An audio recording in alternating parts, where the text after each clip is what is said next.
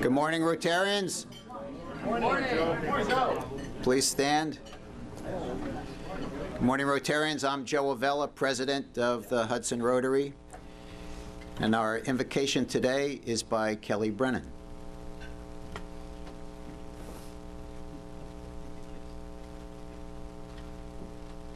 Good morning. Good morning, Kelly. Bow our heads. May your neighbors respect you, trouble neglect you, the angels protect you, and heaven accept you. Amen. Short and sweet. Okay. To lead us in the pledge and the four-way test today, our new member, Mike Swain, doing one of his tasks to get his blue badge. Good. Please join me in the pledge to the flag. I pledge allegiance to the flag of the United States of America, to the republic for which it stands, one nation, under God, indivisible, with liberty and justice for all. And now the four-way test. First, is it the truth? Second, is it fair to all concerned? Third, will it build goodwill and better friendships? And fourth, will it be beneficial to all concerned? Thank you. Thank you, Mike. Yeah, thank you. Okay, and to liven up the day, get us started, Dick Pearsall. When I was a child, we played a lot in the yard. I'm getting to that. We were always looking for a four-leaf clover. And I thought about that the other day. I used to sing that when I was 6 years old. So I Googled it, found out that in 1927, Matt Doon wrote the words and Harry Woods wrote the music. So I thought, you know, let's go back 85 years and let me do my part on I'm looking over a four-leaf clover. Here we go. I'm looking over a four-leaf clover when I overlooked before. One is for sunshine, the second is rain. Third are the roses that grow in the lane. No need explaining, the one remaining is somebody I adore. I'm looking over a four-leaf clover that I overlooked before. I overlooked before. Thank you. Okay, please take your seats. That's a first. That was a first. Okay, Chris Barker, our secretary, will introduce some of our guests. Good job, Dick. Dick, you keep us on our toes trying to sing songs or trying to remember and pull out of our brain. Well, we do have a few guests with us today, and if they could please stand so we could give them a nice Rotary greeting. A guest of Gail Roysters today is Carrie Gintz. Thank you for joining us. And then joining us again for the second time, a guest of Joe Zapatowski, is Tom Fleming. And thank you for joining us, Tom. Thank you.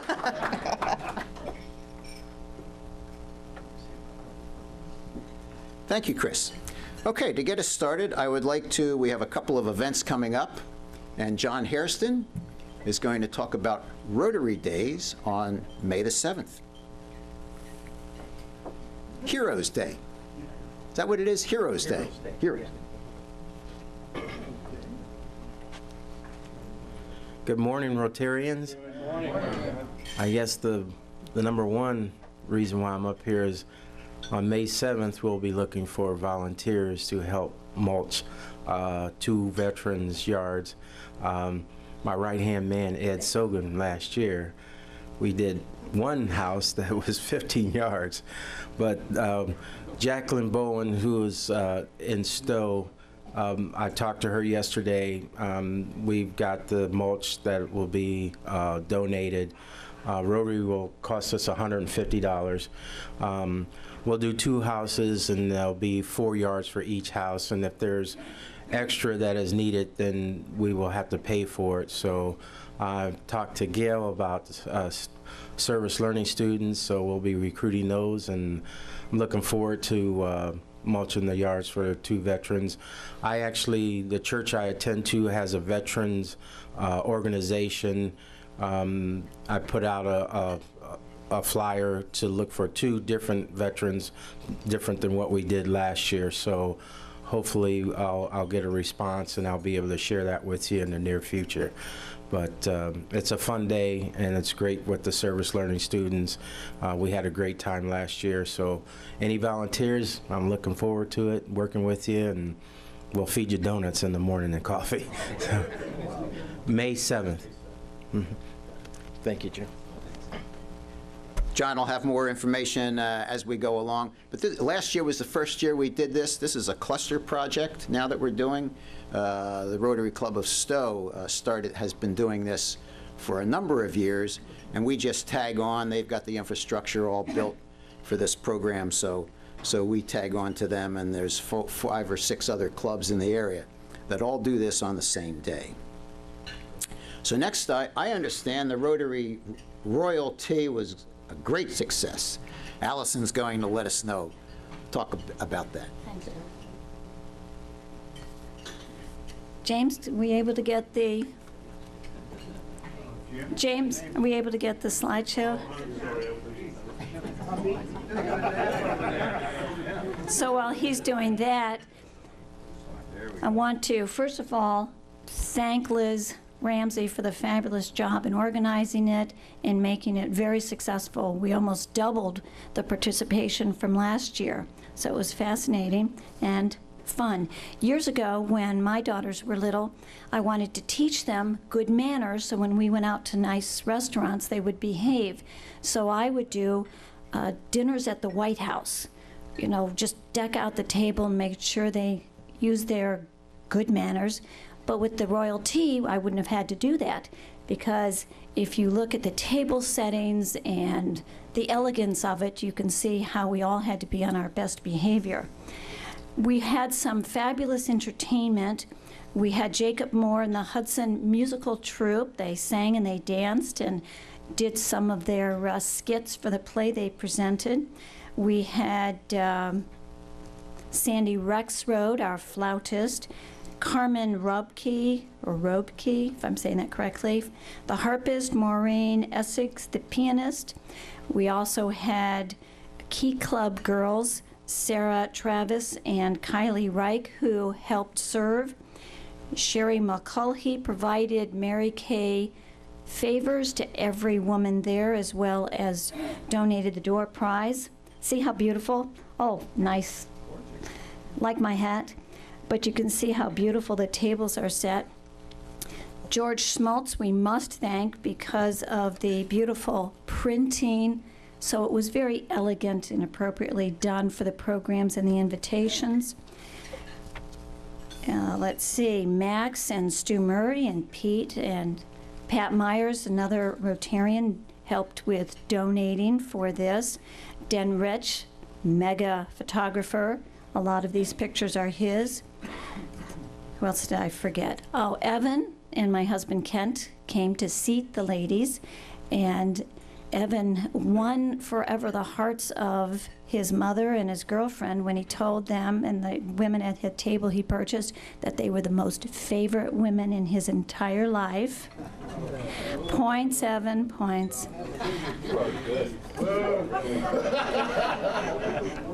And Molly Taylor, who designed beautiful table floral decorations. So thank you, everybody who bought tickets, everybody who supported us. And next year, who knows how many more ladies we're going to have. Thank you.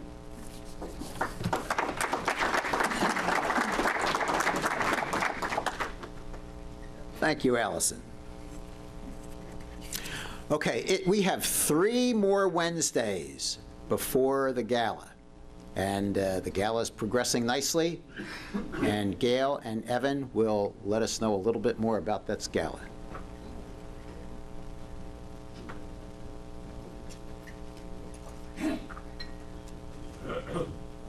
Good morning, fellow Rotarians. So we're closing in on the gala, as Joe mentioned. Gift sales are in, and they're still flowing in a little bit. We got a couple gifts this morning, so if you have something, let me know about it, and we can still get that in. Otherwise, Dick, I believe that you helped me set a goal for our club at the beginning of this. That goal was $65,000 in gifts and donations.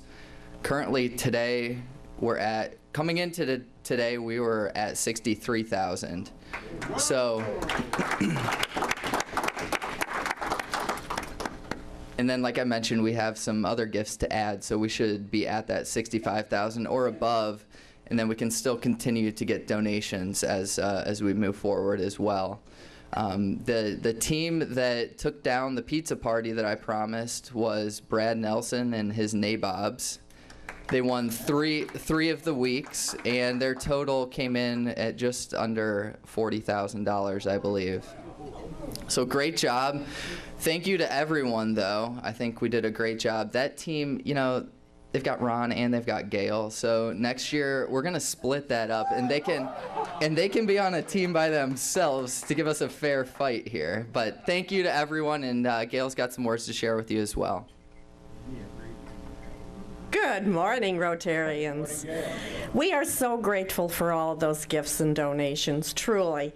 And the gala will be a fabulous success as long as we sell lots of tickets. So I put on your table, each of you should have a little slip. That's the Rotary Gesture website where you can go to register for the gala or purchase your tickets or both. So please do that. Get your friends to do that. If we could get 300 people there, which is the maximum capacity at the ballroom at the Hilton Garden Inn, we will be extraordinarily successful. So our big push now is selling tickets, please. We need a huge turnout. So thank you very much. You've got one more? One last point to that, as James is looking for the Hudson, Ohio Facebook page. I've connected with a lot of you on Facebook. I know that a lot of you in this room have Facebook, and as we heard last week, that's where a lot of people go to get their news. So we've created an event on Facebook, and if you could join the group, join the event, and even share it or make posts on there, that would be wonderful, and I think that that would help us get our ticket sales to where we need to be. Thank you. Question? Everybody's registered. Are they going to get an email to tell them when all the gifts are online? Absolutely. May 9th. Go live, May 9th. So as you, yep, thank you, Gail, thank you, Evan. That website is available. It's available now. As you saw, there was a button for to buy tickets. Also, you can pay by check. Make your check payable to Hudson Rotary Foundation. And Ron Barnhouse is back there. He's accepting checks or cash today. Okay. We will move into our, thanks also to Ed Sogan last week for raising $98 in our fine day. So that was a great program. Okay. Roseanne, would you like to introduce our speaker?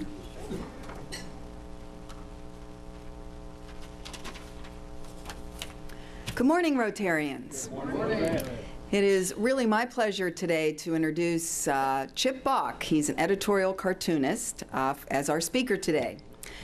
Through Los Angeles-based Creator Syndicate, Chip Bach's cartoons appear worldwide in publications including The Times of London, The Chicago Tribune, Washington Post, New York Times, Los Angeles Times, Time, and Newsweek. He is a member of the steering committee for the Reporters Committee for Freedom of the Press in Arlington, Virginia. Some of awards and recognition that Chip has received are he's received the Time Magazine's Top 10 Political Cartoons of 2008, the Week Magazine Opinion Awards Editorial Cartoonist of the Year, Best Editorial Cartoonist, National Cartoonist Society, and he was a Pulitzer Prize finalist in 1997. Chip came from Miami to the Akron Beacon-Journal as a staff editorial cartoonist in 1987. He had a weekly cartoon, Bach, in the Miami Herald, and he illustrated Dave Barry's column for the same publication. He's also the author of 2 books, 2 cartoon history books, Bach, The 9/11 Crisis in Political Cartoons, and A Recent History of the United States in Political Cartoons, A Look Bach. Chip is a graduate of the University of Dayton. He lives in Akron with his wife, Deborah, and he has 4 children. So let's give him a warm Rotary welcome.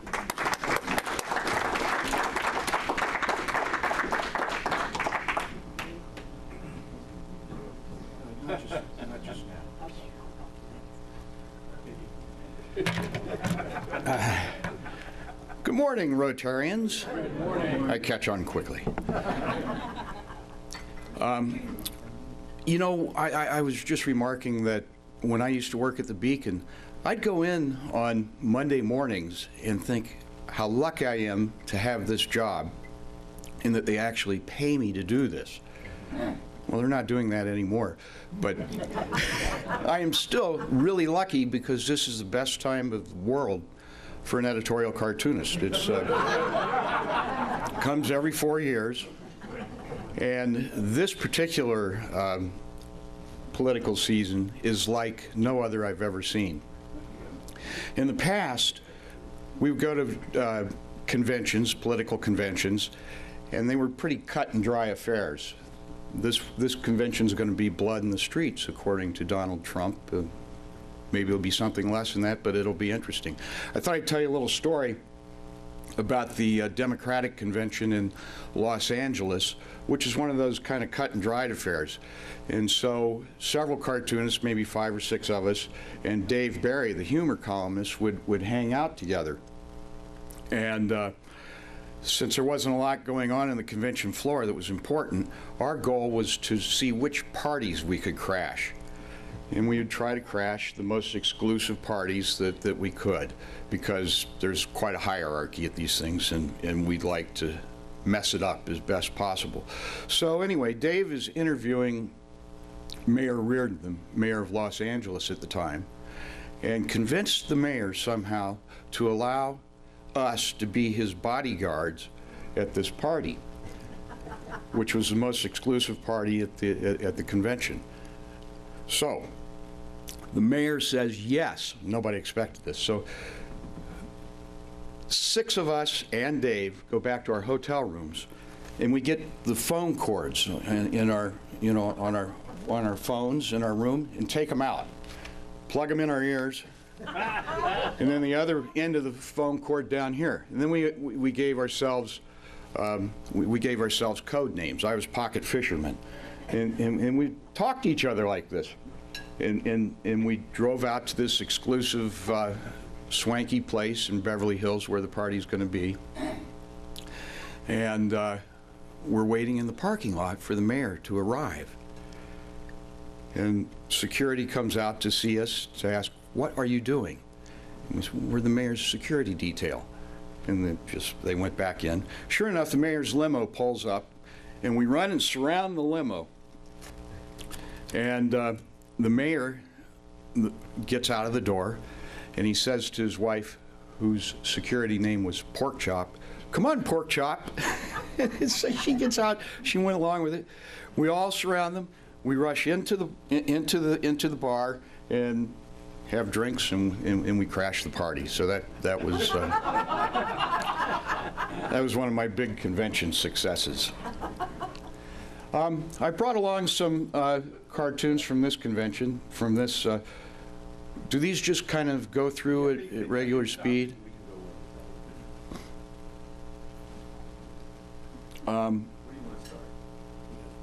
Well, it should start at the, the New York values. Actually, there should be one that's fine. This is Kasich, and Kasich is kind of a hard guy to draw. He's got this weird hairdo that kind of goes all over, and he stands like a pretzel. And he finally gets in, and this was earlier in the campaign, He said, I want to talk about the fantasy campaign, and they ask about fantasy football. If you remember, the questions were really kind of stupid when there were 12 guys up there. If you could go to the next one, please. This was Ted Cruz. This is still haunting him to this very day. This cartoon is from, I think, October of last year. And Trump jumped on him on this New York values comment. And he maintains today, which I'm sure he believes, that when he spoke of New York values, he meant liberal values and so forth. But this is the kind of thing that Trump sees as New York values, and a lot of people do. And it's a good example of how one phrase can catch on during a whole campaign. This is another one. This is David Brock runs a thing called Media Matters, and he's kind of a hitman also for Hillary, and you could tell that they were really getting upset with Bernie Sanders when Brock called him a socialist wackadoodle. So I thought it was pretty funny. Here's Hillary is actually part of the vast right-wing conspiracy to Bernie Sanders. And this is, sometimes I try to get things that are a little bit inside the news that more people, your average reader just isn't going to see all that much. It turns out that Ted Cruz received a campaign loan from Goldman Sachs, big Wall Street bank. And not only that, his wife works for Goldman Sachs. And so he was campaigning at the time is against the banks, and so I put that in this cartoon. Honey, is this my campaign loan or your paycheck? And Wall Street paid to Cruz. I love this. This is Hillary. She's in the airport on her way to Philadelphia, which is where the Democratic convention will be. And as you can see, all her baggage is coming through the scanner, and all the donkeys are shocked at everything. Goldman Sachs, top secret, Libya speeches, and she's going through. You have to take your computer out when you go when you go through security in the airport, and she's got her homebrew computer. Just, this is having the Democratic candidate, the Republican candidate last time, Mitt Romney, thank you. So Mitt comes into the campaign to stop Trump, and I thought it was rather rich, since he didn't make all that much effort to win, I thought, the last time when he was running. And he says, Trump represents a fundamental threat to democracy, the voters. And after what happened last night, I think that's has proved to be true, at least in New York. This was another kind of interesting thing I thought was a little bit different than the average take. President Obama has nominated Judge Garland to take Scalia's seat on the Supreme Court that's vacant. And the Republicans have refused to give him a hearing so far. And then I thought, well, what if the Republicans lose and Hillary becomes the nominee, and they haven't given this guy a hearing, who was kind of moderate, as he's the most moderate judge you're going to get from Obama, that's for sure, or Hillary. Hillary might bring in somebody much more radical. And so here I have the Republican establishment and the old cartoon thing of devil on one shoulder, angel on the other shoulder, conscience, except this is politics, so they're both devils. And Hillary's saying, forget Garland, wait for me to replace Scalia. And Trump is saying, no, me, I'll make the court great again. And the guy's just sweating. Just a few weeks ago, President Obama lectured journalists at an awards night. I just thought that was so rich. He's telling all the journalists how to do their job. And that made me think, well, what other kind of speakers could could also be at this awards night dinner.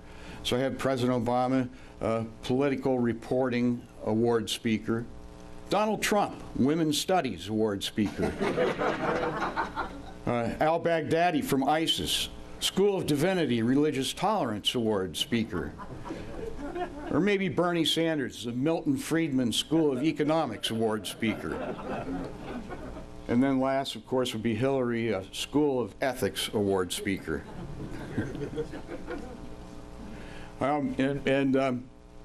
This delegate business cuts to both sides. Trump complaining he's not getting delegates, and Hillary loses all the time but seems to get all the delegates, and that's because they are these super delegates. And so I've got Bernie. I like that picture of Bernie. He's just, he's dumbfounded. He had won Wisconsin. He won 8 in a row, but Hillary's getting the delegates. And so here's Hillary saying, some delegates are more equal than others. And I called it Donkey Farm, take off of the book Animal Farm.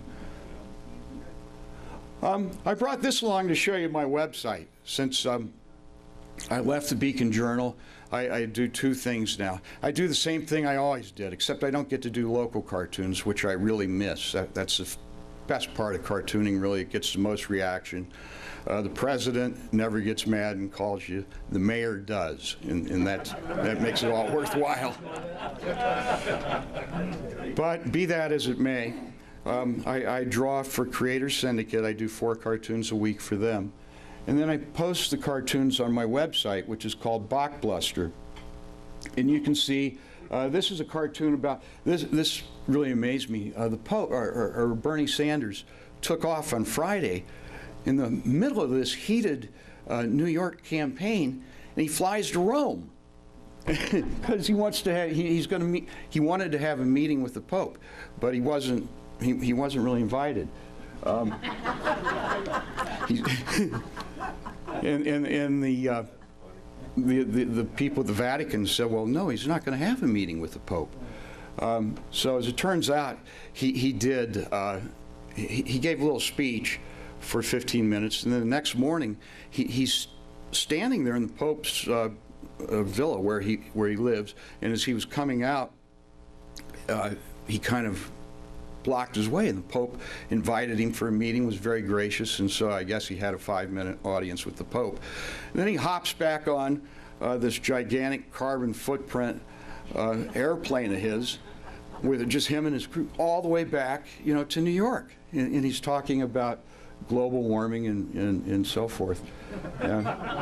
So I had this cardinal saying, who's that? And the Pope says, 74-year-old American hippie. Flew in on private charter for a 5-minute audience. And then you can see on his back, it says, feel the burn. There's a sticker that Bernie had slapped on his back. The other thing about Bachbluster that I wanted to point out is it allows me to, I write the background of the cartoon, where I got the idea, what kind of things I read to get it. And so the reader can click, I put links to the stories that led to the cartoon, so if you want, you can click on the links and see what the stories were that influenced me to draw the cartoon. I think there's one more of these. Is that? Oh, yeah. So this is Donald Trump at a tennis match, and there's a Republican elite telling Trump, you got to win by 2. And Trump saying, the system is rigged. After this morning, I don't think he'll be complaining like that. Okay. If you don't mind, I think that's all I have for that. I'll step over here and draw some pictures. Yeah. I can do it, Rose. Does this work okay? Yes. Okay. Not yet.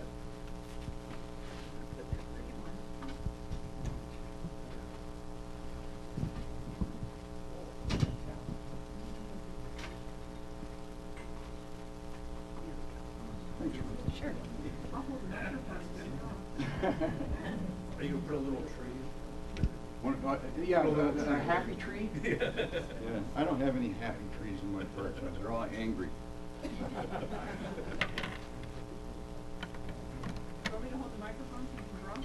I think I'll be okay. I thought I'd start out with the nose that launched 1,000 cartoon ships. This is a guy who inspired my career when I was in college.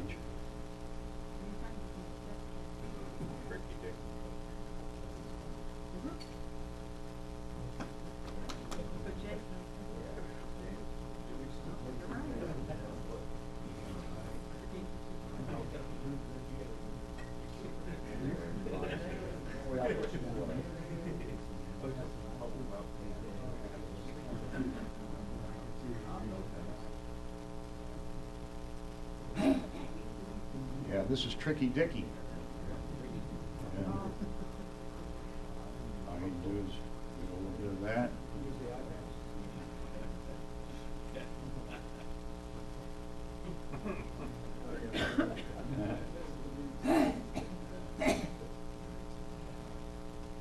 The great thing about cartooning is you get to put your name on it, just like that.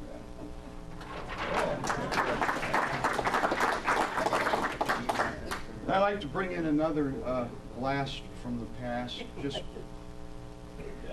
just because it makes a good point about editorial cartooning.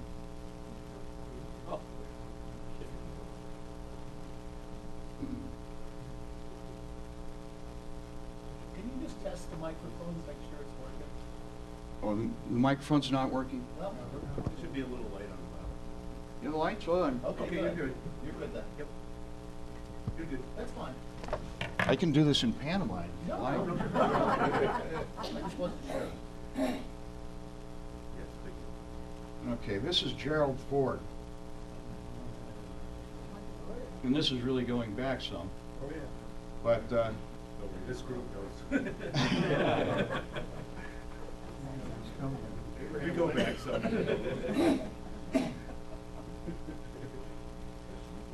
and that is a cartoon star symbol.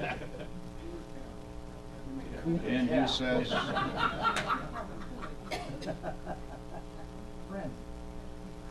Remember the day you swore. the point of that is, everybody drew Gerald Ford like he was uncoordinated and awkward, and he was the most athletic president we ever had. Yeah. Is the irony. He was, I think he was an All-American football player at Michigan. And yet, you know, he hits one golf ball that hits people in the head and bangs his head, I guess, on a door. And forevermore, he's stumbling in garbage cans and falling down steps on Saturday Night Live and a cartoonist. But his presidency was kind of awkward. And so it made a metaphor for that. And I guess the point of it is to show that editorial cartoons are not fair. There's no fairness doesn't figure into it. You show it what you see and you get out.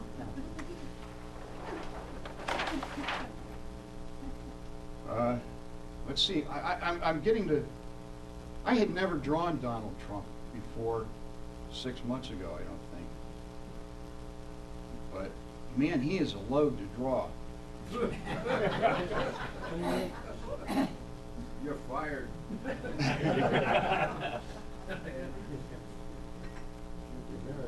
So he's got these.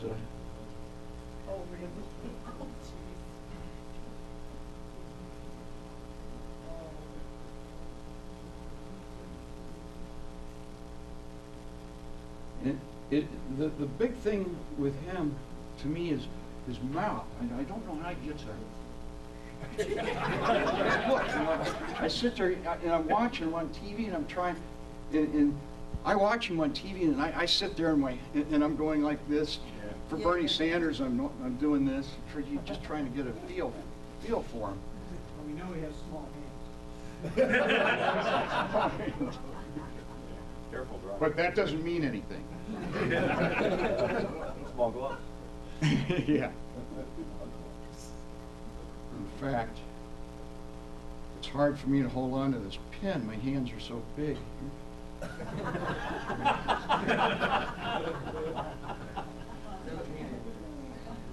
Doesn't mean anything. So, and this hairdo. Get the hair. Get the hair. See how we'll deal with that. Did you ever think somebody like this would be the? No. I don't know. I mean, a lot of people like him, and maybe he'll be a great president. But he's going to be great for cartoonists, no matter what. And I'm thinking of, for my cartoon today, I'm going to draw him as the Statue of Liberty. Oh, yeah. Maybe like that.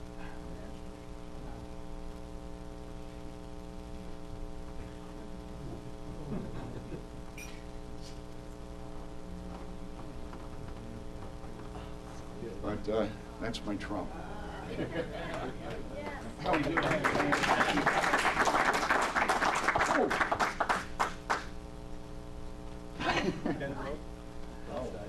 No, this pen has two ends, and one end to draw with and one end to get ink all over your hands with.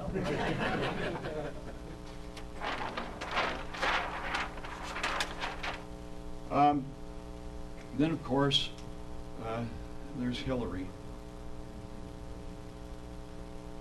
And I can't believe how many years I've been drawing Hillary, but she always looks different.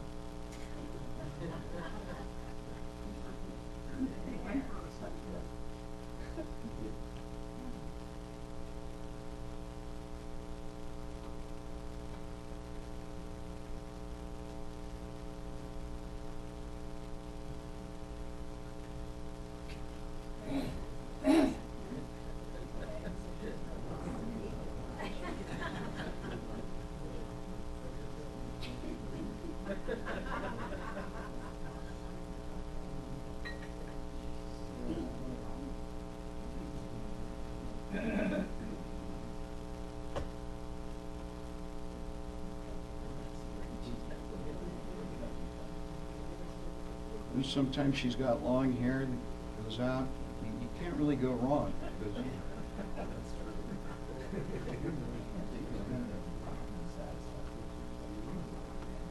Anyway, that's my Hillary.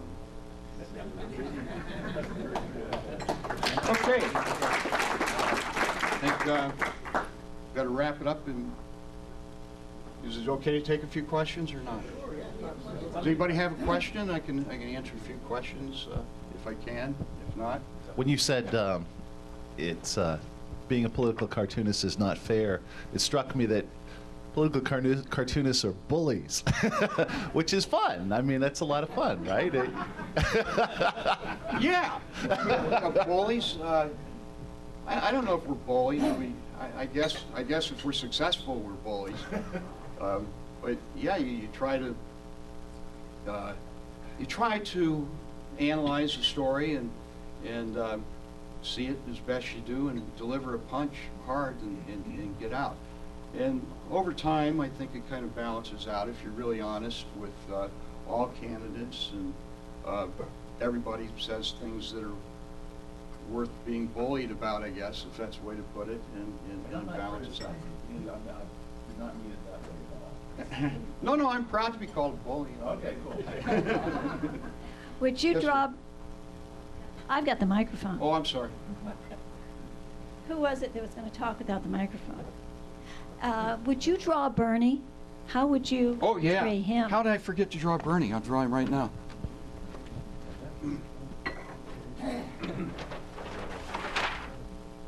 Bernie's the most interesting guy. He's got kind of that Einstein kind of hair. And it goes like this. And then he's got old-fashioned glasses. And there's something about him that is appealing. He's I don't agree with him at all. You might be surprised to hear, but he's kind of an original. I don't know, endearing would be too strong a word for me, but there's something about him that sticks with you. Oh boy, I hope I left enough room for his chin.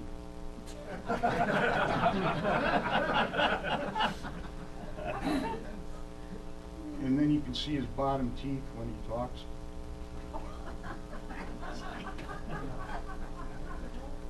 Kind of like that.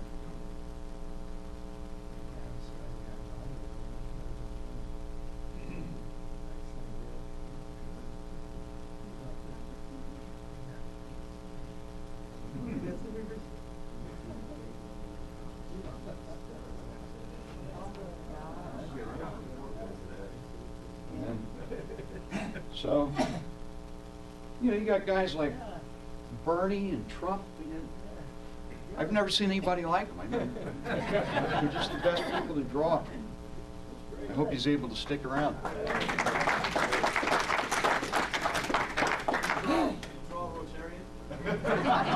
Rotarian?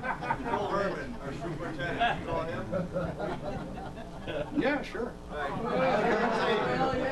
my. Thousands of kids will really enjoy this. Yeah, you need me up there? Yeah, go on. Yeah, go on up there. Take your picture. There he comes. Really? Yes! Come on. Auction this off. Sorry about it. This is an auction item. Auction item.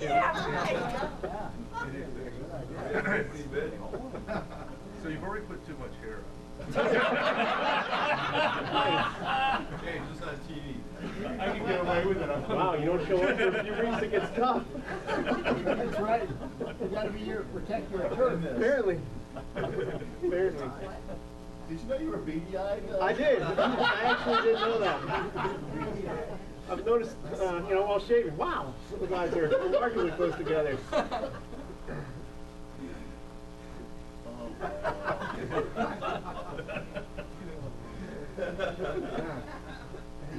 Could be a mural for the high school wall. We're doing away with that program, as a matter of fact. Just made that decision seconds ago. You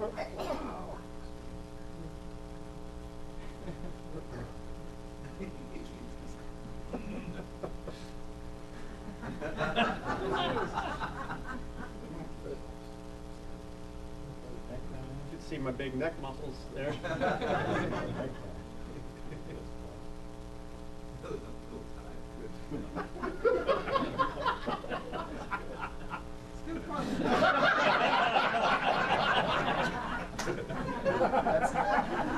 Too late. Too late.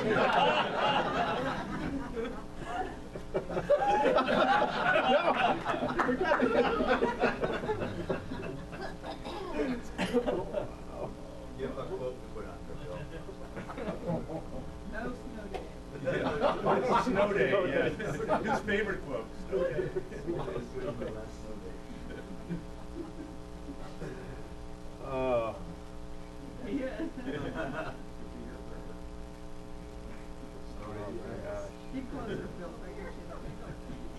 No snow day or snow day? Snow day.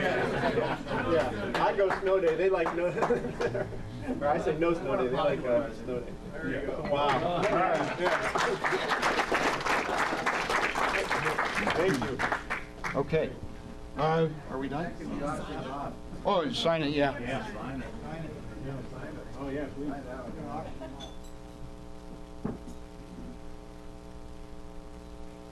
Okay. One more question?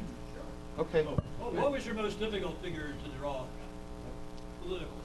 You know who I always had the most trouble with was Gorbachev, for some reason. He had kind of a round face, but he had this birthmark on his on the top of his head, and I would like just like put a fried egg up there, and you'd know it was Gorbachev. My editor, Dave Cooper, was really opposed to that. He didn't like making fun of the way people looked. That's my job. But he didn't like picking out things like that, birthmarks or deformities or things. So I had trouble with Gorbachev for some reason. But everybody's a little bit hard to draw when you first experience the politician. I remember when George W. Bush ran for president, I really didn't know anything about him. It took me a while to get him.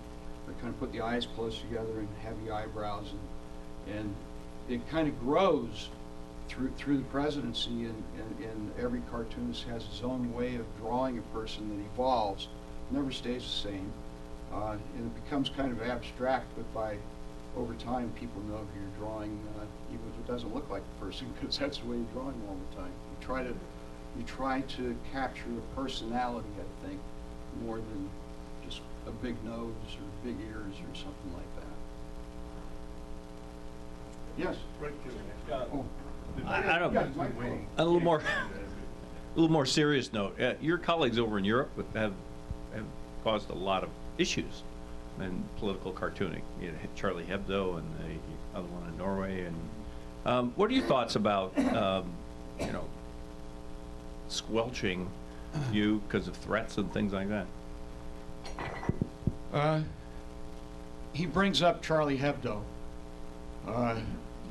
and this is a deep subject that I can go on for hours and hours about. Basically, the idea is you can't draw Muhammad.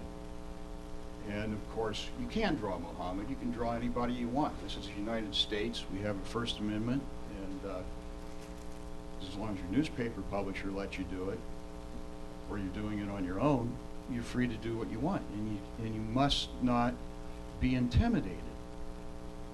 On the other hand, there's no reason to go out of your way to offend a religion with however many billion people practice Islam.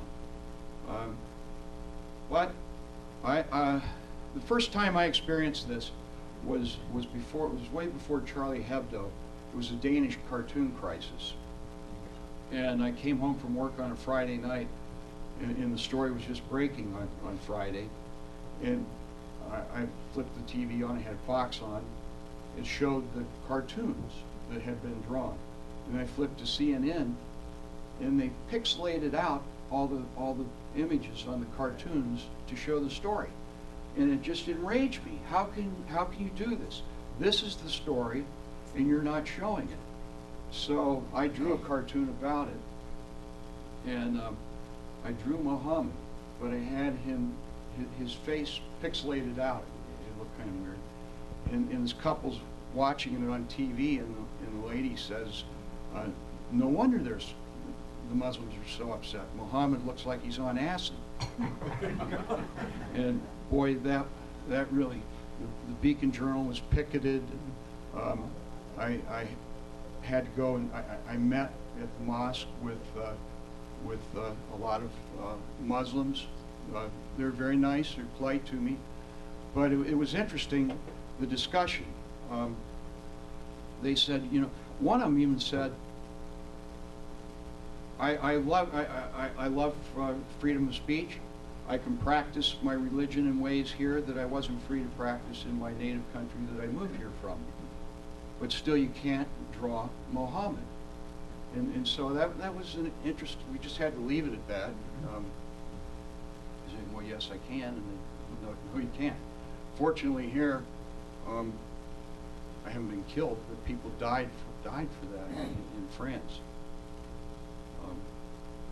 So the important thing, I guess, is to not give in. But nobody wants to die for drawing a cartoon either. You may kill me for this, I know. What's it like working with Dave Barry? Oh, Dave Barry's a great guy. I've known him for many, many years, 30 years, I guess. I started out illustrating his column at Miami Herald. And, You know, in the newspaper business, you walk around cartoonists and other people, they're not recognized. Dave Barry is recognized on the street, and usually it's women. All women, they're all fans of his, and they come up to him and talk to him. And he's just funny. Well, you know he's funny. He's a generous guy and very, very sharp. Fun to hang out with. Anybody else? Thank you very much.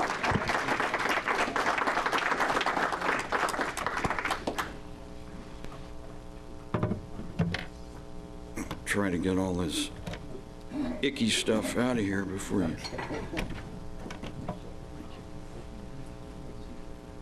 Thank you, Chip. Well, thank you very much, Chip. That's very interesting, very entertaining. Just a couple of comments before we wrap up. This weekend is the Rotary Conference, District Conference. I know there's a number of us going. Catherine and Dan will represent us on Sunday. Dave and I will be there Saturday, and Rich and Barbara will be there on Saturday night. Good. So we'll have Kate Greer. We'll take some photos, and we'll show you some photos at the next meeting. We will be well represented. Kate Greer will speak. Our Hudson High School student will speak on Saturday at the main luncheon, and then Saturday night, our Rotary Youth Exchange student from Hudson High School, Casey Ackerman, will be kind of inducted into the Rotary Youth Exchange program. So it should be, Hudson will be well represented. Next week, we conclude our news and entertainment media series with Ron Regan, investigative reporter for WEWS. And Roseanne is our program host again today. So thank you. Thanks to Kelly. Thanks to Jim Young for being our greeters today. Our setup crew, James Field, John Hairston, Dan was here early, Ron Barnhouse. And our drawing for the Rotobuck is $14 today, $296 jackpot. So we need Chip to, Chip, please.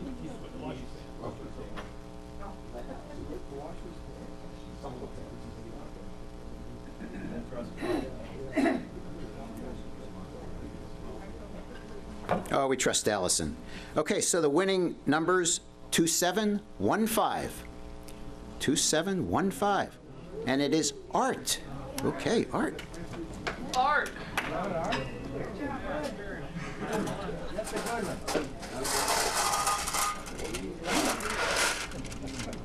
Is your...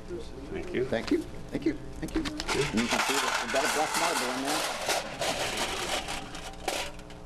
Nope. No black marble. No black marble today. Thank you. Have a great day today.